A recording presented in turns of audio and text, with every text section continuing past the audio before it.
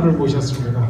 우리 강원도의 사람, 강원도의 남자, 이렇게 말씀드려도 과언이 아닐 정도로 삼척에서 고등학교, 삼척에서 교감으로 계셨고 춘천에서도 사역을 하셨고, 춘천은 많은 나사렛들이 지금도 우리 간사님 이름을 대가면서 그 당시 얘기를 듣고, 그래서 이 삼척과 춘천과 또 강릉에서도 여러분들을 또 많이 아시는 유명한 그런 분이십니다.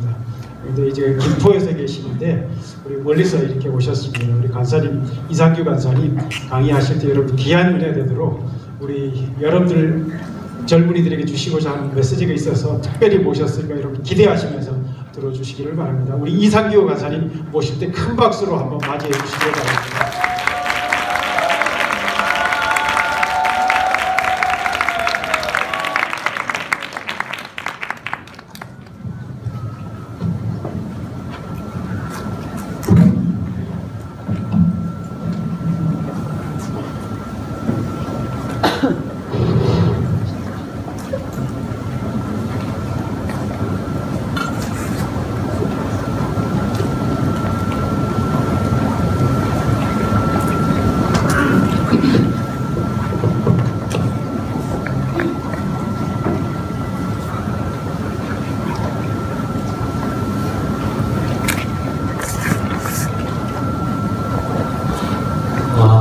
여러분들 무슨 얘기로 여러분 격려해 줄까? 강의를 준비하면서 참 많이 고심을 했습니다. 더구나 이제 80이 넘은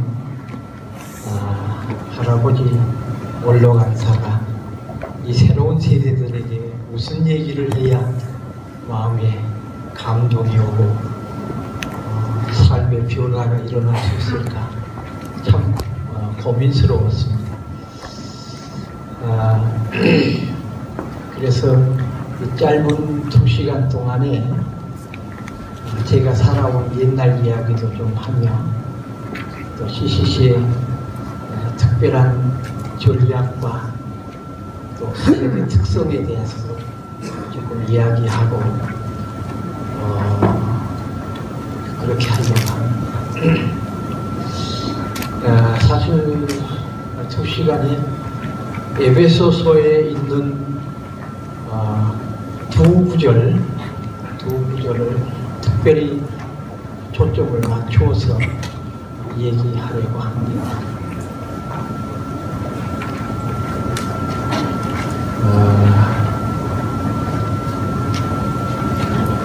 필립 얀시라고 하는 분 있습니다.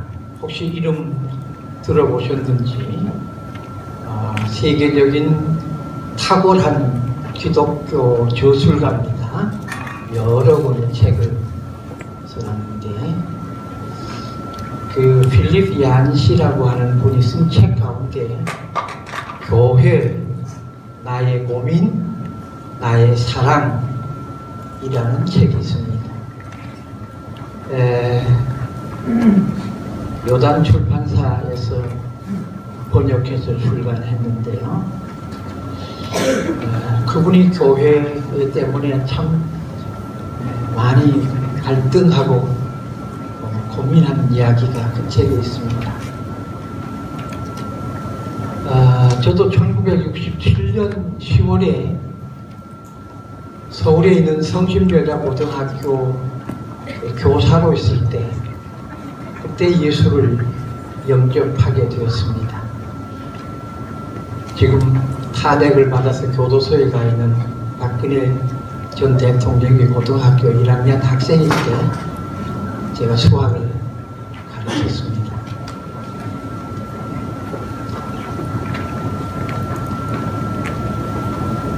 그때 저희 가족은 강원도 삼척에서 저희 부모님 모시고 고향에서 농사를 짓고 있었습니다.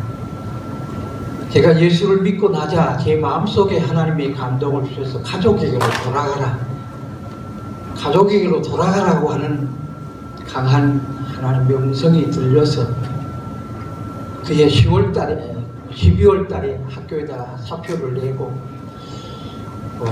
도망치듯이 보따리를 싸가지고 고향집에 내려가서 저희 가족들과 결혼한 지 16년 만에 함께 살기 시작했습니다. 제가 고등학교 2학년 17살 때 제 아내가 19살 됐는데 저희는 결혼을 했습니다. 아버지의 강요로.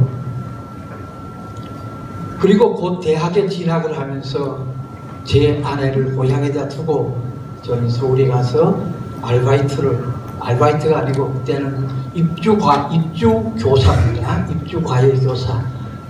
그것을 하면서 학교에 다녔지요. 서울대학교 사범대학 수학교육과. 대단하지요. 저는 저희 집에서 학교까지 약 30리 거리를 큰 산고개를 2개를 넘어서 학교에 삼척공업고등학교 기계과를 다녔습니다. 공고에서 서울대학교 사범대학 들어갔으니까 대단한 일이죠.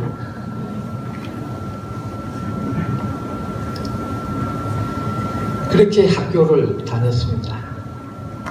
그리고 대학에 들어가서 4년 동안 공부하고 그 다음에 발령을 받아서 제가 강원도 태백에 있는 태백공업고등학교가 저의 초임지였습니다. 처음으로 교사 생활을 시작을 한 곳입니다. 그때도 아버지는 가족을 딸려 보내지 않고 며느리를 부려먹고 농사를 시키고 전 저 혼자 하숙을 하고 다니기 시작을 했습니다. 그렇게 해서 여기 좀 우리 작은 딸이 어디 앉았는지 모르겠는데 작은 딸이 저를 픽업해서 같이 왔습니다. 그 후에 저는 강원도 삼척에 있는 3.1중학교가 새로 신설되면서 그 학교의 첫 번째 초대 교감으로 총빙을 받아서 그 학교에 부임을 해서 교감이 되었습니다. 30대 초반이었습니다. 강원도에서 나보다가 일찍 교감된 사람 없습니다.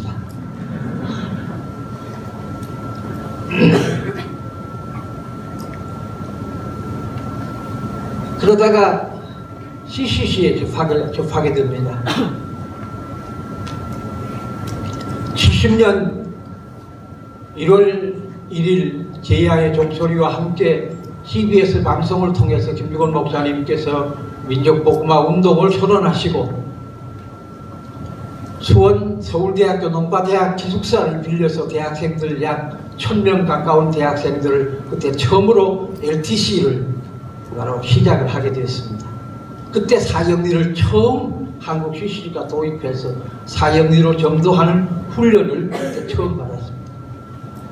그 훈련 이후에 제가 있던 삼척 장로교에서 그 훈련이 바로 연속적으로 요원의 불길처럼 번져갔습니다. 그때 그 훈련을 저도 받게 되었습니다. 저는 출석하기를 삼척에 있는 제1감리교회에 출석하고 있었는데 그 훈련을 받고 제가 가르치고 있던 고등학생들, 그때는 삼척공업전문대학에 5년제 중학교 마치고 들어가서 고등학교 과정하고 초급대학 5년제 공업전문학교가 그때 시작이 되었습니다. 그때 그 학교 학생들을 제가 고등부 교사가 돼서 가르치고 있을 때였습니다. 그래서 그 후에 그 학교에서 저는 순노를 도입을 해가지고 학생들에게 순노의 체제에 의해서 학생들이 공부하고 신앙생활을 할 수 있도록 학교를 운영해 보려고 시작을 하다가 학교 이사진들과 학부모들에게 브레이크가 걸려서 결국 그 학교에서 사표를 내고 CCC 간사로 헌신을 하게 됐습니다. 그것이 바로 제가 69년도에 그 학교에 부임을 해서 73년도 2월에 학교에 사표를 내고 CCC 간사가 돼서 서울에 갔습니다. 간사가 된 후에 저는 아무것도 모르고 지금처럼 뭐 간사훈련 GCTC가 있는 것도 아니고 간사훈련을 아무것도 받은 것도 없고 예수님도 이제 7년 만에 결국은 CCC 간사가 되었으니까 아무것도 모르고 그래서 1년 동안 서울 본부에서 지금 일본에 가 계신 김환신 선교사님이 제 트레이너가 돼서 김환신 선교사님에게 1대1로 훈련을 받으면서 1년 동안 서울에서 훈련을 받고 춘천지구 책임간사로 대표간사로 부임을 했습니다. 그때 이제 제가 만났던 친구들이 지금 뉴욕 CCC의 대표로 가 있는 김동환 목사와 그 와이프인 박정숙 간사, 또 지금 공주 지구에 가 있는 박명선 간사, 일본의 선교사로 가 있는 조영상 간사, 지금 세상을 떠난 연세대학의 교수로 있다가 세상을 떠난 성시열 박사, 또 부산 인제대학교 교수로 가 있는 심영기 박사와 그 부인인 박진숙 간사, 박진숙 자매, 이런 사람들이 그때 제가 춘천서 사역할 적에 만났던 첫 손입니다. 나중에 제가 춘천을 떠날 때 그 사람들 다 대순장급으로 성장을 해서 총순장도 하고 다 CCC의 간사로 헌신하게 되었습니다. 그래서 그들과 지낸 이야기도 좀 하고 그렇게 하려고 합니다. 그런데 제가 사역을 하다가 평신도로서 브라이트 박사가 훌러신학교 4학년 2학기 마지막 졸업시험을 앞두고 CCC의 비전을 하나님께로부터 받고 CCC를 설립하게 됩니다. 그때 그 마음속에 내가 목사 안수를 받으면 대학생들과 뒹구르고 함께 살아가는 데 있어서 여러 가지로 장애가 된다고 생각을 하고 목사 안수를 안 받기로 결심을 하게 됩니다. 그래서 브라이트 박사는 일생 동안 저하고 지금 같은 나이에 돌아가셨어요. 제가 81살인데 81세 때 폐섬유 종양이라고 하는 그런 불치의 그 병을, 아주 희귀한 병을 앓으시다가 세상을 떠나셨는데, 제가 요새 그분이 마지막 돌아가시 3개월 전에 탈고해서 출판된 책을 제가 요새 읽고 있는데, 그분이 그래요. 저도 그분을 닮아서 목사 안수를 안 받고 평생 동안 평신도로서 사역자로 살고 싶다는 욕심이 있어가지고 그래서 평신도로 사역을 하는 동안에 교회 목사님에게 굉장히 아픔을 많이 당했어요. 굉장히 짓밟히기도 하고 인격적으로. 그래서 내 사역 동안에 3번의 목사님들로부터 정말 인간 참기 어려운 그런 모욕과 고통을 겪었습니다. 그러면서 직장인들 사역을 하면서 직장인들과 만나면서 직장인들 속에 교회에 대한 갈등을 다 대부분이 가지고 있는 것을 발견하게 되었습니다. 담임 목사님과의 갈등, 교회 지도자들과의 갈등, 교회 시스템에 대한 갈등, 여러 가지 갈등을 가지고 방황하고 있는 그런 젊은이들을 직장 사역을 하면서 많이 만날 수가 있었습니다. 그래서 저는 교회에 대한 나 자신의 문제를 나도 좀 해결하고 싶어가지고 고민을 하고 있었습니다. 그러다가 80년대 말에 성서 유니온 선교회에서 매일 성경이 발행되기 시작했습니다. 그때는 3개월치가 나올 때였는데 그 매일 성경의 그 소식지에 연재되고 있던 매일 성경의 총무를 맡고 계시던 윤종화 장로님께서 집필하는 에베소서에 나타난 하나님의 교회라고 하는 그런 매 한 달에 한 번씩 그게 그 소식지에 짤막한 실려 나왔습니다. 그 글을 접하면서 제 마음속에 에베소서를 좀 공부해야 되겠다 하는 제 마음에 소원이 생겼습니다. 그때부터 시중에 나와 있는 에베소서 강해 책을 시작을 했습니다. 그래서 제일 먼저 접한 것이 영국 런던에서 30년 동안 의학 박사로서 목사가 돼서 유명한 20세기 최고의 설교자로 인정받고 있는 로이드 존스 목사님의 8권으로 되어 있는 에베소서 강해 시리즈를 탐독하기 시작을 했습니다. 그리고 영국의 런던의 올소울스 처치의 담임 목사를 오랫동안 하시다가 얼마 전에 몇 년 전에 세상을 떠나신 스타트 목사님, 존 스타트 목사님의 에베소서 강해를 접하게 되었습니다. 그 원제목이 굿 가스 뉴 소사이티, 하나님의 새로운 공동체라고 하는 그런 이제 우리 말로는 하나님의 새로운 사회라고 번역되어 나와 있는 책이었습니다. 그 책을 구하게 돼서 함께 읽어가기 시작했습니다. 그리고 2005년도에 천안에 있는 고려신학교의 신약학 교수인 김성남 교수님이 쓰신 만물의 통일과 하나님의 새 인류라고 하는 책을 접하게 되었습니다. 그래서 이 에베소서를 다른 분의 강해를 접하고 또 제가 헬라어를 스스로 독습을 해서 성경 헬라어로 에베소서를 공부하기 시작을 했습니다. 그러면서 제가 교회에 대한 새로운 눈을 뜨기 시작하게 됐습니다. 그래서 하나님이 처음 디자인한 교회가 어떤 교회일까? 진정한 교회의 의미를 성경적으로 바로 이해하지 못하고서는 주님을 바로 따를 수 없고 주님을 바로 섬길 수 없다고 하는 사실을 깨닫고 에베소서를 깊이 공부하면서 그것을 이제 내 나름대로 조금씩 정리해가지고 제가 CCC 본부의 총무 일을 맡으면서 CCC 본부에서 가까웠던 경지대학의 사역을 학생 사역을 하면서 경지대학 학생들에게 에베소서 강해를 전달하기 시작을 했습니다. 그 후에 서울시 교육청 신우회에서 신우회를 가지고 목요일날 점심시간에 30분 동안 예배를 드리는데 그 예배에서 에베소서 강해를 다시 하기 시작을 했습니다.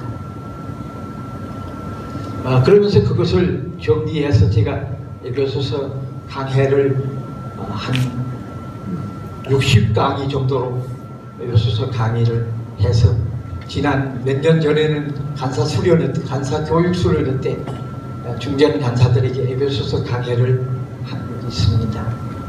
이렇게 해서 에베소 속에 나타난 교회에 대한 제 자신의 확신과 이것을 다른 사람들에게 가르치고 전하려고 하는 그런 마음이 굳어지게 되었습니다.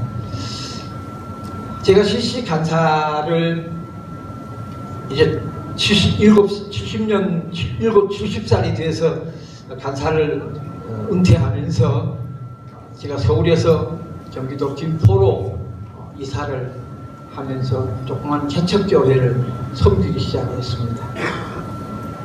그 교회 처음 시작할 때 목사님하고 저하고 둘이서 같이 교회를 함께 운영하는 그런 시스템으로 제가 교육을 주로 담당하고 목사님이 목양을과 그 다음에 이제 교회 설교를 담당하고 이렇게 해서 교회를 시작을 했습니다. 그런데 언젠가부터 그 안에서 제가 할 수 있는 역할이 점점 줄어들기 시작을 했습니다. 그러면서 제가 좀 실망을 하고 내 딴에는 무엇인가 교회를 새로운 교회를 좀 성경에 가까운 교회로 만들어 보려고 했던 저의 포부와 기대와 소망이 무너지기 시작을 했습니다. 그래서 최근에는 교회를 옮겨야 되겠다 하는 생각이 들어서 지난 24일 주일부터 교회를 옮겼습니다. 참 대단히 죄송한 이야기입니다. 너무도 가슴 아픈 일이 아닐 수가 없습니다. 그래서 어저께 목사님하고 만나서 깨끗하게 서로 마음에 앙금 없이 그래서 목사님들을 사역하고 저는 저대로 이제 제가 만든 교회를 찾아가겠습니다. 그렇게 하고 헤어졌습니다. 자, 오늘 제가 제일 첫 시간에 하려고 하는 것은 하나님이 갖고 계신 영원한 계획이라고 하는 것을 조금 얘기하려고 합니다. 에베소서를 같이 찾아보겠습니다. 에베소서 1장.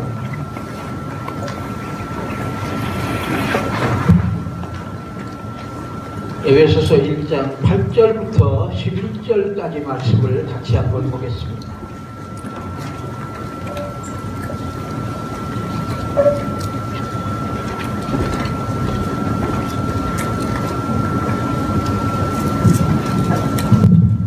장 8절부터 11절입니다. 같이 읽겠습니다. 시작.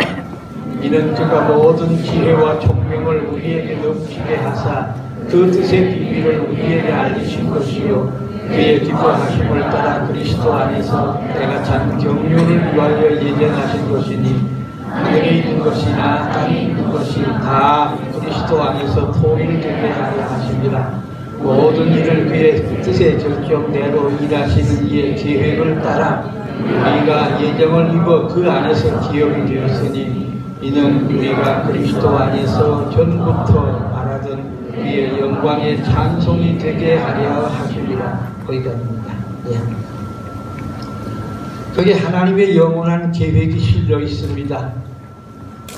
하나님의 영원한 계획.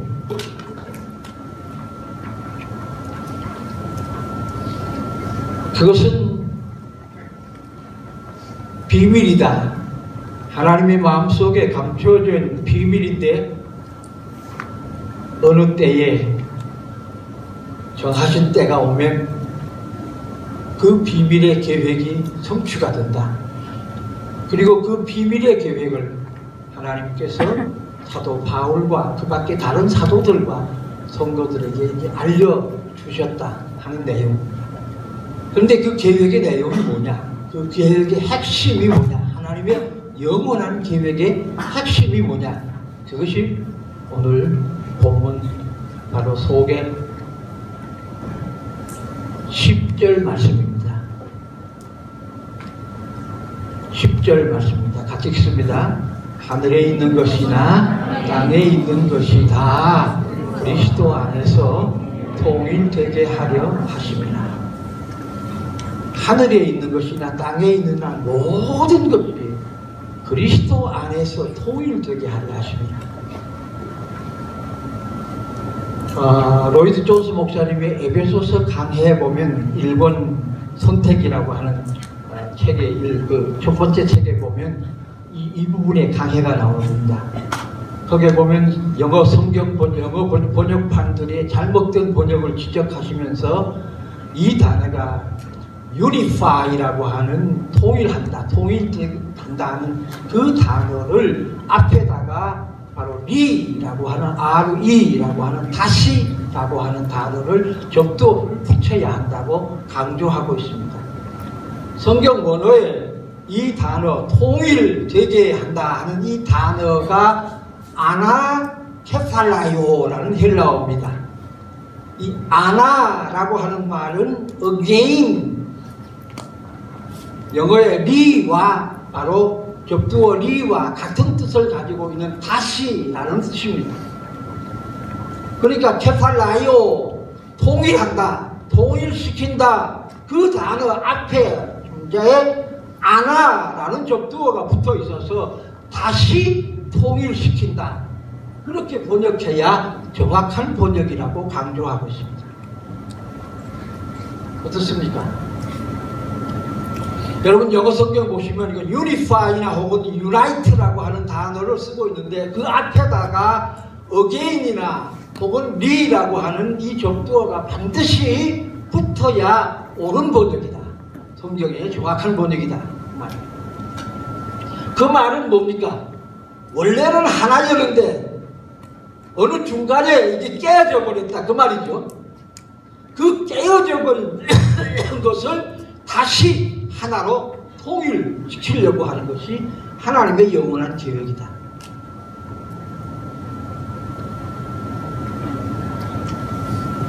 그래서 이 하나님의 통일 사역이 핵심이 어디에 있는가? 불구대천의 원수와 같이 절대로 함께 할 수가 없는 유대인과 이방인을 그리스도 안에서 하나로 만들어서 이 유대인과 이방인이 하나가 된 이 공동체인 소위 뉴 소사이어티, 뉴 커뮤니티, 새로운 공동체를, 하나된 공동체를 만들어서 이것을 온 세상에 결국은 바로 전시하기 시작하십니다. 이게 바로 교회의 존재 목적입니다. 교회 존재가 하나님의 통일 계획을 이 땅 위에 실현하는 이 일이 바로 교회의 중요한 교회 사역이라고 하는 것을 알 수가 있습니다.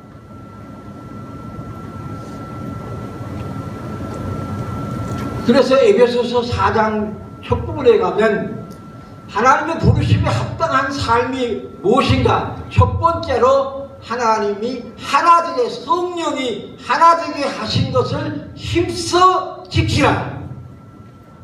이것이 에베소서 4장의 바로 에베소서의 그리스도인의 삶의 적용 부분에서 나오는 첫마디입니다. 이것을 바로 믿는 사람이 뭐냐?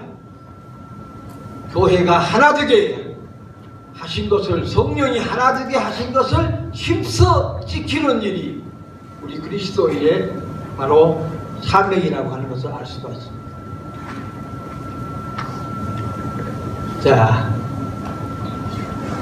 그래서 에베소서의 내용들을, 교회를 분열시키는, 교회를 깨트리는, 하나된 것을 깨트리는 모든 죄악들을 4장 이하에서 언급합니다. 언급하고 그것들을 버릴 것을 철저하게 강조하고 있습니다. 그 다음에 두 번째로 하나님의 목적이 또 하나 있습니다.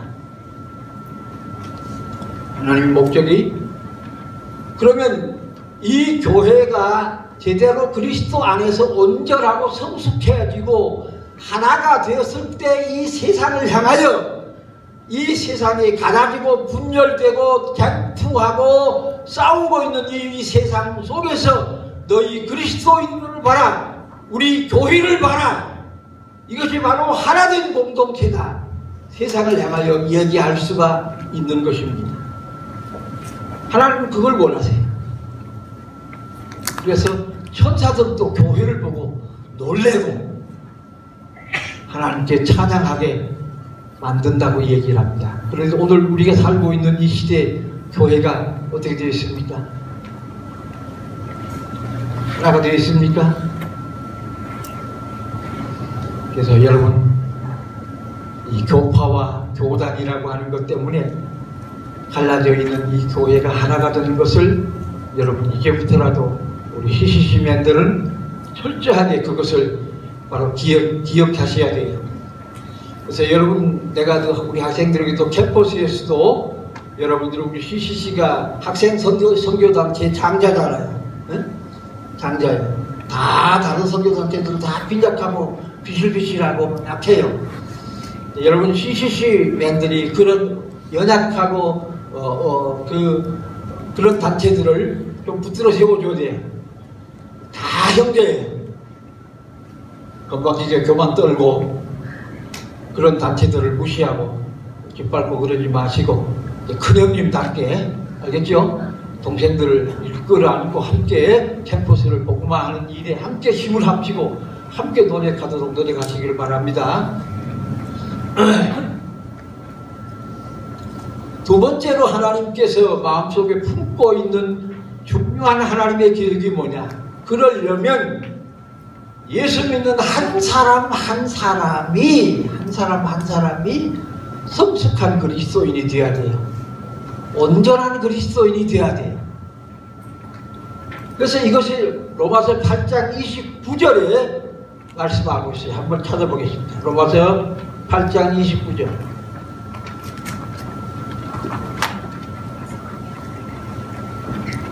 찾으셨습니까? 자, 같이 큰 소리로 읽겠습니다. 시작. 하나님이 미리 아신 자들을 또한 그 아들 형상을 본받게 하기 위하여 미리 정하셨으니 이는 그로 많은 형제 중에서 맏아들이 되게 하려 하심이라. 자, 여기에 중요한 포인트가 뭐냐? 하나님께서 우리 믿는 자들을 향하여 그 아들의 형상을 본받게 하기 위하여 미리 정하셨다. 하나님의 계획이. 하나님 우리 한 사람 한 사람이 예수를 닮은 사람이 되는 것을 원하세요. 할렐루야. 그럼 예수 닮는 사람, 이 Christ like person, 예수 닮은 사람이 되려면 맨 먼저 로마서 12장 2절에 너희 마음을 새롭게 함으로 변화를 받아 하는 말이, 그래서 그게 마음이 새로워져야 돼. 생각이 바뀌어져야 돼. 관점이 바뀌어져야 돼. 태도가 바뀌어져야 돼. 사는 방식이, 라이프 스타일이 바뀌어져야 돼. 삶의 목적이 달라져야 돼. 삶의 동기가 달라져야 돼. 무엇을 가장 소중하게 여기는가, 우선순위가 달라져야 돼. 그래서 예수님이 사시던 방식으로 살아야 되고, 예수님이 이 땅에 오셔서 공생의 3년 동안에 하셨던 일, 곧 사역을, 미션과 미니스트리를 어떻게 해야 되느냐. 예수님의 3년 반 동안에 제자들을 키운 사역을 가만히 들여다보면서, 아, 내가 어떻게 살아야 예수님처럼 사는 것이 되는가. 예수님 닮은 삶, 예수님처럼 사는 삶, 이것이 되어야 돼요. 이것을 하나님이 원하세요.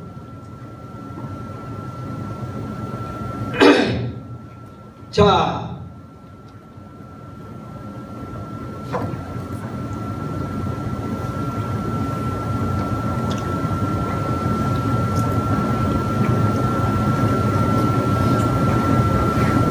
그것을 위해서는 사도바울이 로마서 12장 2절에 이 세대를 본받지 말고 마음을 새롭게 함으로 변화를 받아. 그랬어요.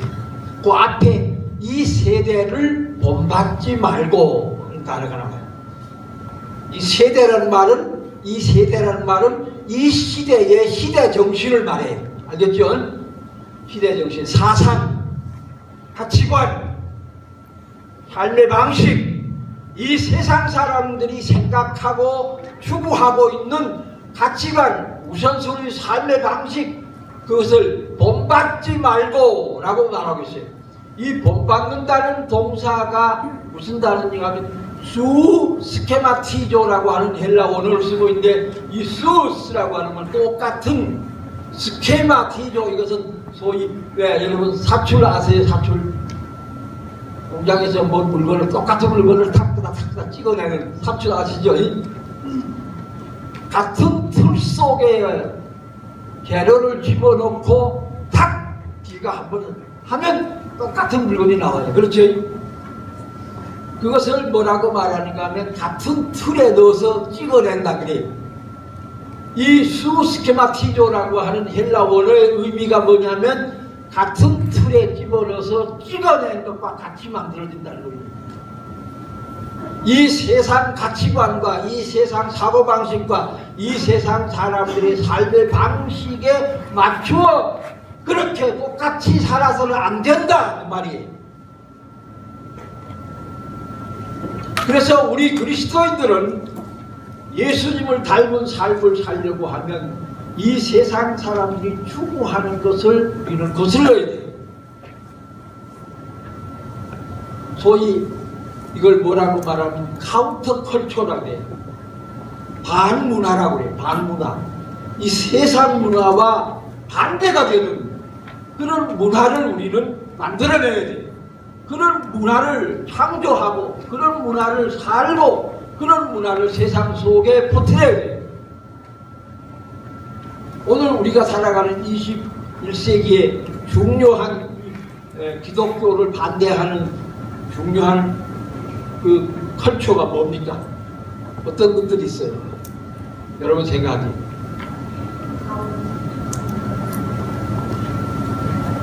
네. 제일 첫 번째가 뭐냐? 다원주의라고. 다원주의. 다원주의라는 말 들어보셨어요? 네. 어떤 거예요? 다원주의 주제는 뭡니까? 모든 이지움 알죠? 주의, 모든 사상, 모든 철학, 모든 주의에는 나름대로 타당성이 있다. 그러므로 동등하게 존중을 받을 권리가 있다. 따라서 기독교가 마치 자기들이 최종적이며 유일하다는 주장을 하는 것은 언어도 다르다. 말도 안 되는 얘기다.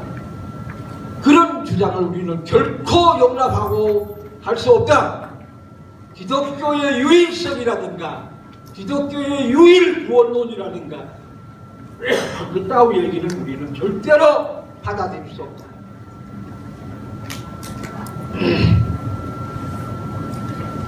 한 가지의 의견에 불과한 기독교를 가지고 누군가를 개종시키려고 하는 시도는 순진한 오만이라 비난받아 마땅하다.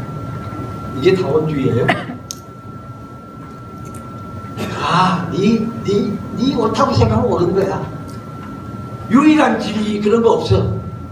나는 길이요 진리요 생명이니 나로 말지 않지 않고는 아무것도 올 자가 없느니라. 웃기는 소리 하지 말고.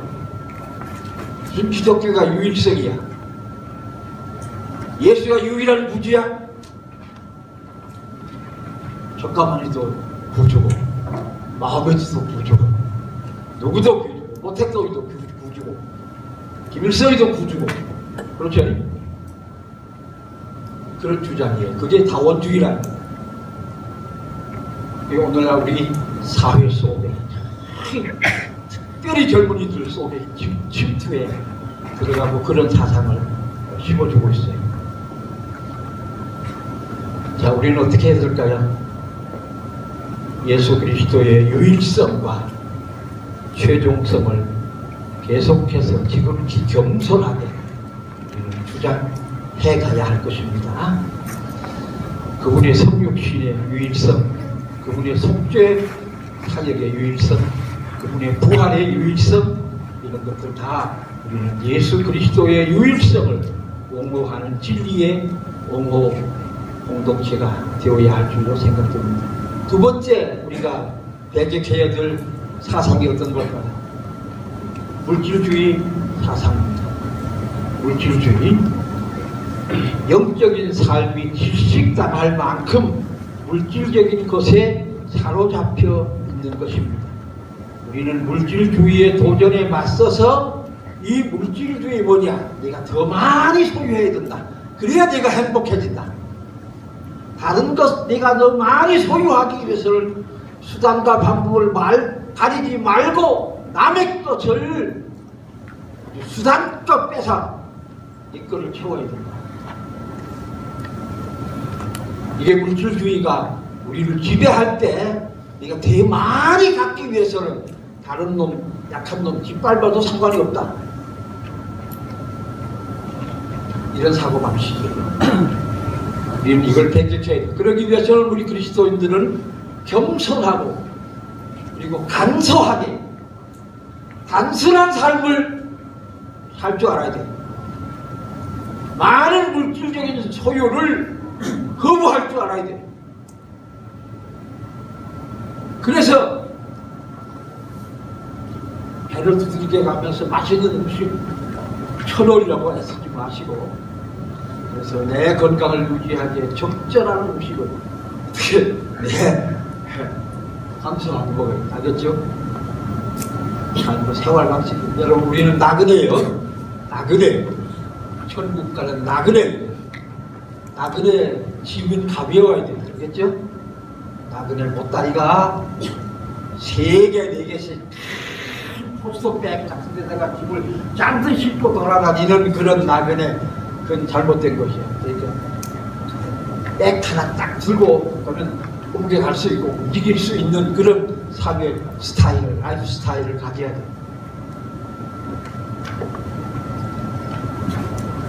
세 번째가 뭘까요?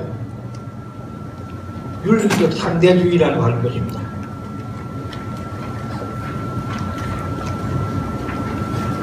상대주의가 가장 분명하게 나타난 영역은 성윤리의 영역입니다. 혼전, 선, 공거, 이혼,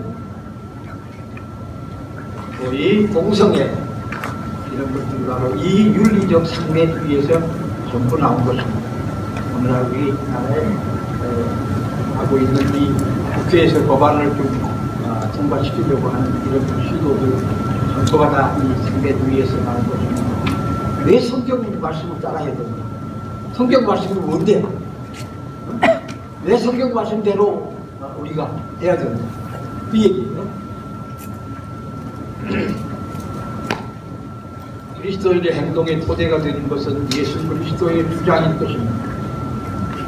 예수 그리스도가 주님이다 라고 고백하는 사람, 그 주님이, 나의 주님이 주장하신 그 주장을 우리는 따라야 돼요.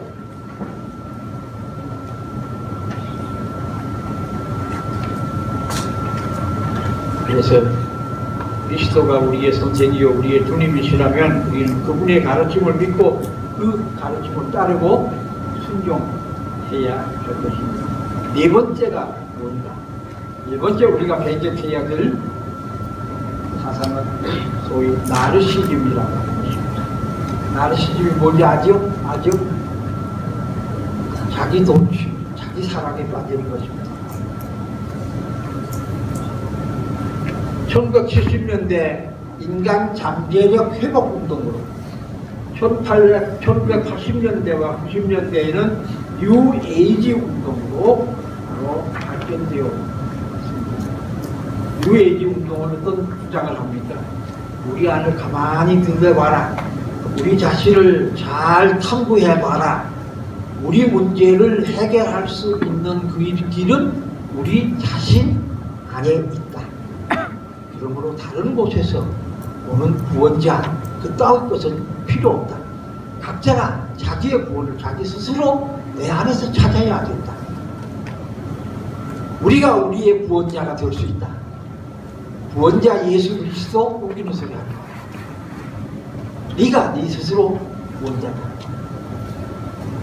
그 대표적인 예가 불교 같은 거예요. 네가 나 부처가 될 수 있다. 네 스스로 부처가 될 수 있다.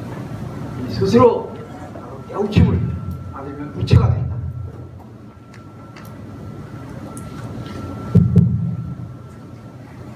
이런 사람들은 따라서 자기를 사랑하는 것이 가장 중요한 바로 목표가 됩니다. 그런데 자기를 사랑한다는 것은 디모데후서 3장 2절에 보면 말세에 나타난 인간의 타락한 모습 가운데 대표적인 증표가 바로 자기 사랑이라고 하는 것을 지적하고 있음을 볼 수가 있습니다. 자기를 사랑하는 것, 이것하고 하나님의 교회가 사랑의 공동체가 되어야 하고 성김의 공동체가 된다는 것하고 어떻게 이율 배반적으로 서로 대치가 되는지 여러분 제가 설명하지 않아도 잘 알 수 있겠죠. 여러분 우리는 물의 흐름에 따라서 죽은 물고기처럼 흘러가는 존재들이 아니라 물의 흐름을 거슬러가는 문화의 주류까지도 거스르고 변혁시키려고 하는 존재가 되어야 할 것입니다.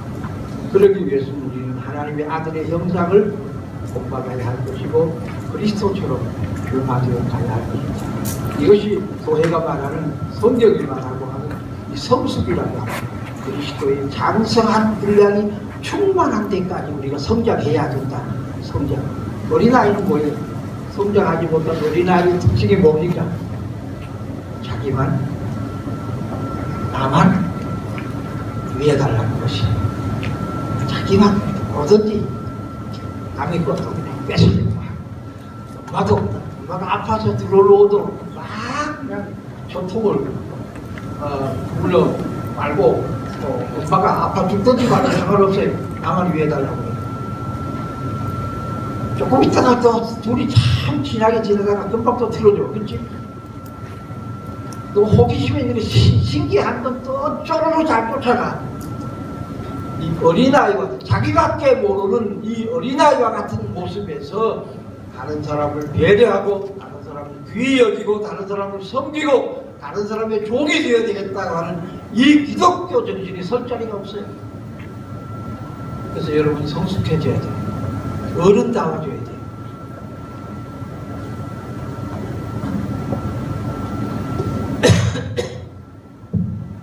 자, 이제 성경 구절 한 구절 더 봅니다. 고린도후서 3장 18절입니다.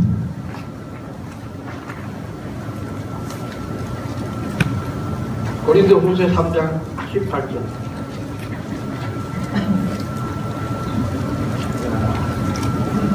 잡으셨으면 시작. 우리가 다 성본을 벗은 얼굴로 거울을 보는 것 같이 주의 영광을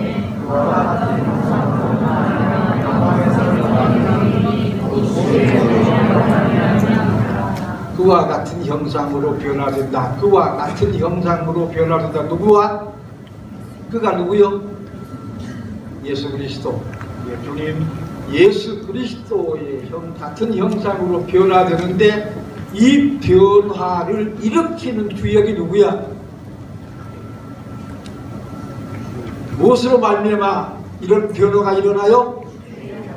그리스도의 영으로 말미암아.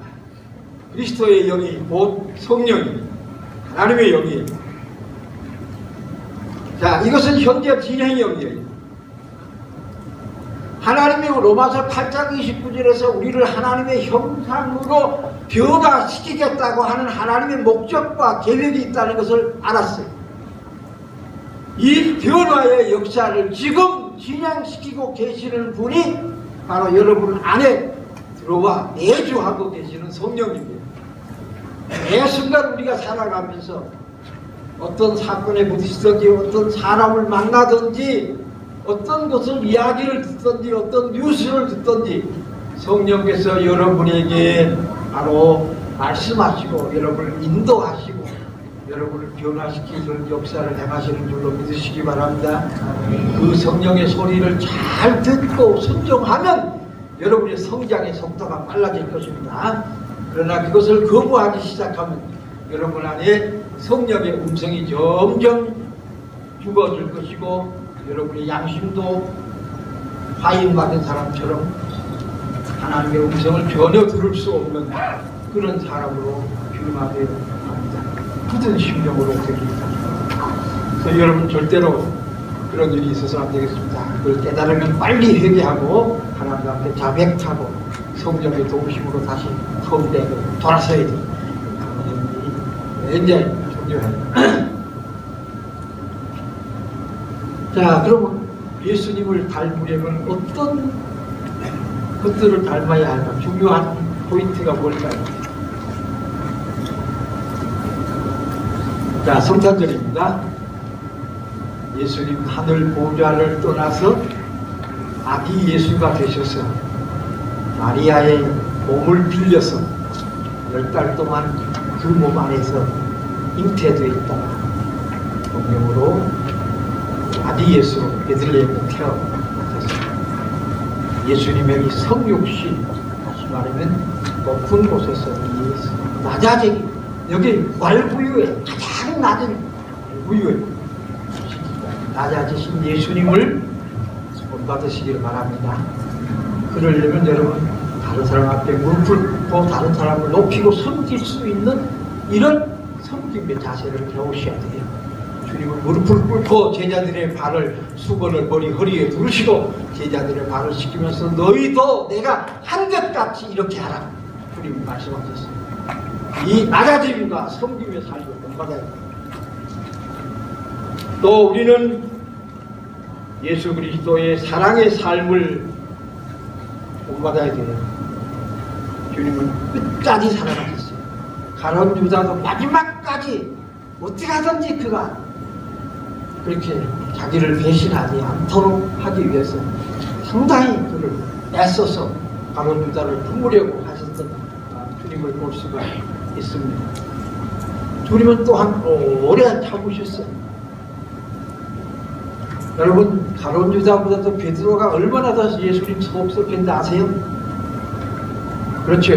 예수님이 잡히시던 날 대제사장의 뜰에 갔을 때 뭐라고요? 저 사람 전혀 상관없는 사람, 나 모르는 사람이에요. 그렇게 하고 3번씩이나 부인했던 이 베드로, 주님은 끝까지 용납하시고 그에게 갈릴리에서 다시 만나자고 당부하시고 갈릴리까지 가셔서 베드로를 만나시고 그 갈릴리 바닷가에서 뭐라고요? 아침에 고기를 잡아서 준비를 해놓으시고 그 베드로에게 뭐라고 말씀하세요? 이 모든 사람들보다가 내가 나를 더 사랑하느냐 물으셔서 주여 내가 주님을 사랑하는지 주께서 아시나이다. 그런 질문을 3번 하잖아요. 그래서 베드로가 어린 양을 치라, 내 양을 치라 사명을 주십니다.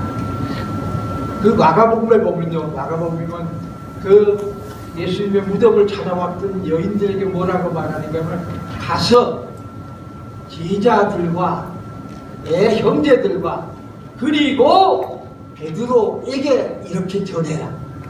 자, 그렇게 얘기하고 있어요. 그러니까 베드로가 죄책감에 빠져서 예수님을 부인했던 그 죄책감에 와서 주님을 만날 수가 없었던 그 베드로에게 disciples and Peter, 네, 그렇게 제자들과, 그러면 제자들한테 전하라 그러면 베드로가 다 포함될 텐데 왜 예수님은 제자들과 그리고 베드로에게 전해라 이렇게 말했습니다. 특별히 주님이 관심을 오래 참다. 오래 참다는 말을 헬라 원어로 마크로두미아라는 단어예요. 마크로두미아. 이 단어는 사람 관계에서 쓰는 말이에요. 힘든 일을, 아이고 고달파 뭐를 힘든 일을 견딘다 그럴 때 마크로두미아를 쓰지 않아요. 그때는 휴토모네라는 단어를 써요. 이 오래 참는다는 말은 로마서 고린도전서 13장에 나오는 사랑은 오래 참고, 그게 그 오래 참고란 말이에요. 이 오래 참는 것은 사람 인간 관계에서 나를 실망시키고 나를 괴롭히고 나를 아프게 하고 나에게 고통을 주는 그 사람에 대해서 포기하지 아니하고 끝까지 용납하고 품고 사랑하고 손을 베푸는 것을 오래 참는다고 말해요. 믿습니까? 우리 선장님들은 오래 참는 사람이 다 되시기를 주의 이름으로 부탁합니다. 순원들이 얼마나 속속해요? 안 속해요? 속속기는 순원이 없다면 여러분 순원들하고 가까이 하지 않는다는 얘기예요.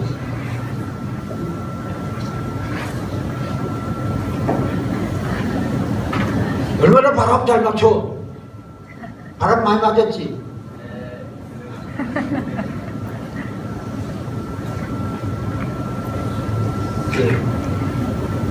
어떤 시절은 어디서 만나자고 약속을 해놓고 가서 가보면 안 와. 혼자서 기도하면서 30분 기다다가 1시간 기다리다가 그래도 안 와. 그리고 전화하면 나 몰랐어요, 잊어먹었어요. 그러니까 그런 친구들이 얼마나 많아. 그걸 참고 기다려줘야 돼. 하나님이 저를 변화시켜 주실 것이라는 긍정적인 생각이 없으면 절대로 오래 참지 못해. 내가 그를 변화시키겠다고 덤벼들면 여러분 판판이 나가 떨어져. 안 그래요? 그래 안 그래? 여러분 조급하게 생각하지 마세요. 조급하게 생각하지 말고. 그래서 그때마다 여러분 하나님께 기도하세요. 하나님 성령님이여 아무 것이를 주님이 책임지고 변화시켜 주세요. 나는 너무너무 괴롭고 힘들어. 하나님한테 때려 쓰세요. 다른 방법이 없어요.